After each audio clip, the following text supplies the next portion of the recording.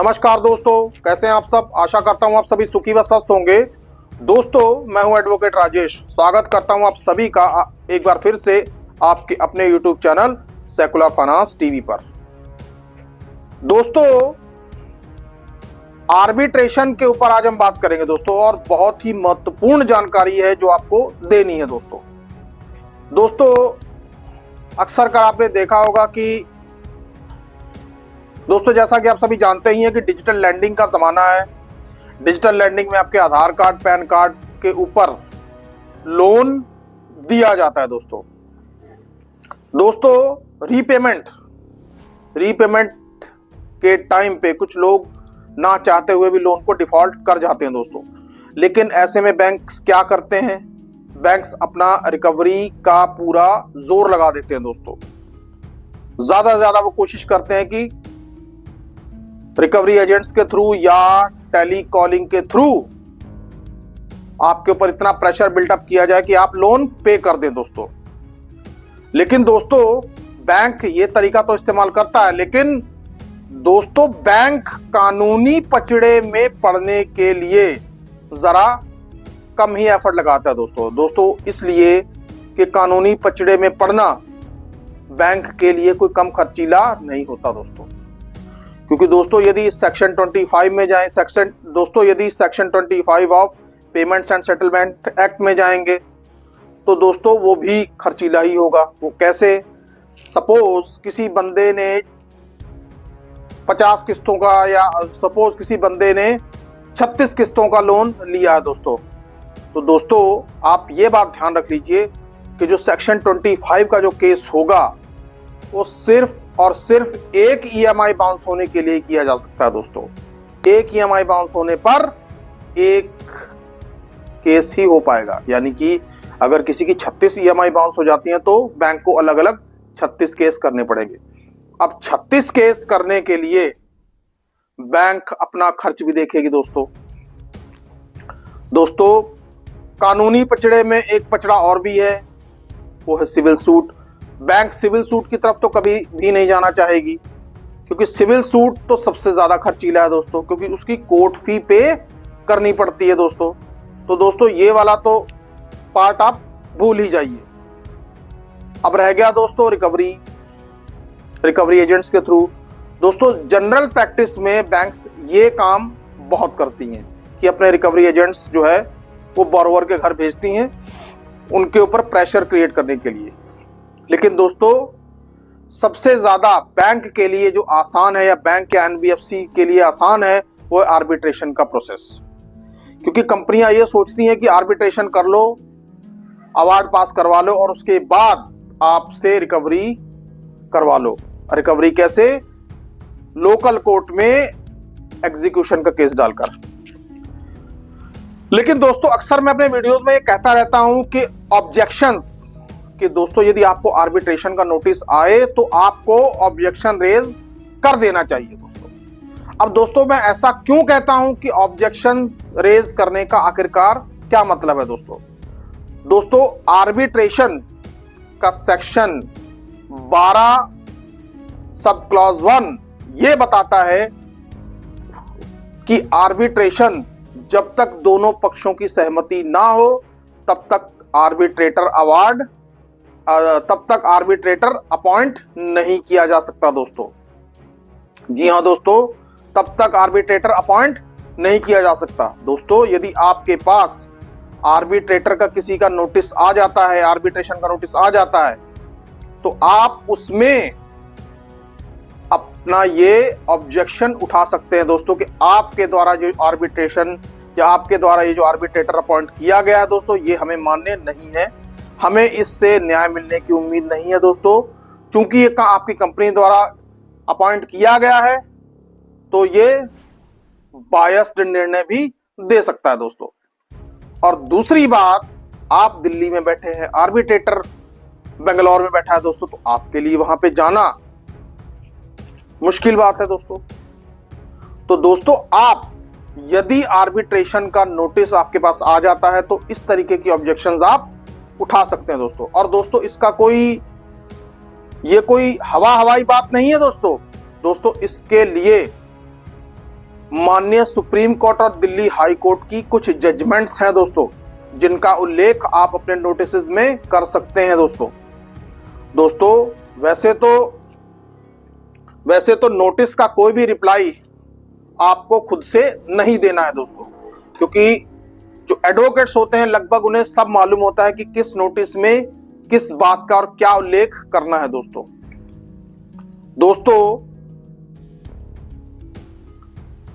मेरी तो आपको यही सलाह है कि आप यदि किसी आर्बिट्रेशन के नोटिस का रिप्लाई तैयार करवा रहे हैं तो आप किसी एडवोकेट के पास ही जाएं, किसी क्वालिफाइड और अच्छे एडवोकेट्स के पास ही जाएं, ताकि वो आपको आर्बिट्रेशन के नोटिस का सही जवाब बनाकर दे सके।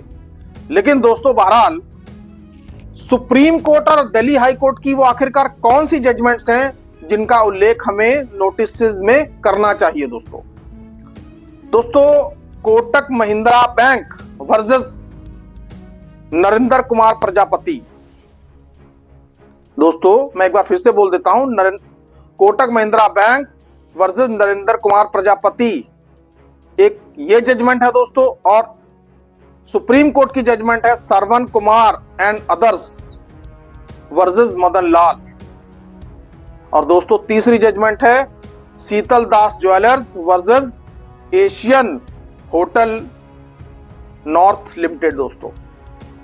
अब दोस्तों मैंने ये जजमेंट्स आपको क्यों बताई दोस्तों, इन जजमेंट्स में एक ही बात के ऊपर संज्ञान लिया गया दोस्तों कि आर्बिट्रेशन में आर्बिट्रेटर की नियुक्ति जब तक दोनों पक्षों में सहमति ना हो तब तक आर्बिट्रेटर की नियुक्ति नहीं की जा सकती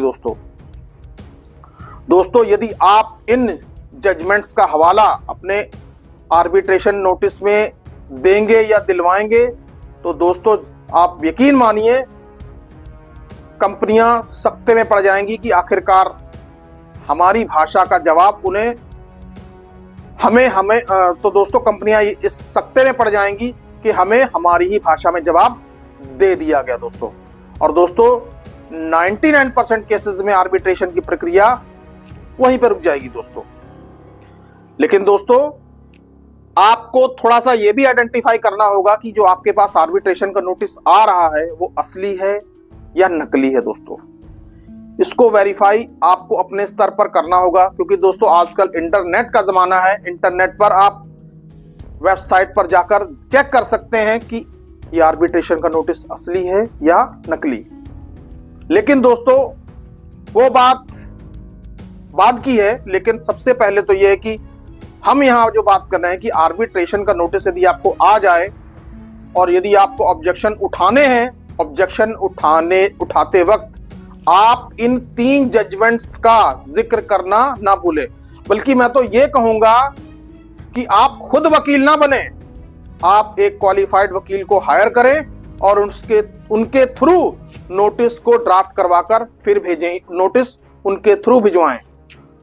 एडवोकेट के लेटर हेड और स्टैंप लगा नोटिस जब कंपनी में जाएगा तो कंपनी के कान खुद ब खुद खड़े हो जाएंगे दोस्तों मैं आपसे एक बात ये भी कहना चाहता हूं कि यदि आपके पास महंगे एडवोकेट हायर करने की समर्था नहीं है या आप महंगा एडवोकेट हायर नहीं कर सकते तो इसमें हम भी आपकी मदद कर सकते हैं दोस्तों, क्योंकि आए दिन हमारे पास भी इस तरीके के नोटिसेस आते रहते हैं और हम उन नोटिसेस का जवाब बनाकर देते रहते हैं दोस्तों आपकी स्क्रीन पर एक नंबर डिस्प्ले हो रहा है दोस्तों, आप उस नंबर पर कॉल करके उस नंबर पर अपनी कॉल बुक करवा सकते हैं दोस्तों। आप हमें अपना सारा मामला हमसे डिस्कस कर सकते हैं दोस्तों।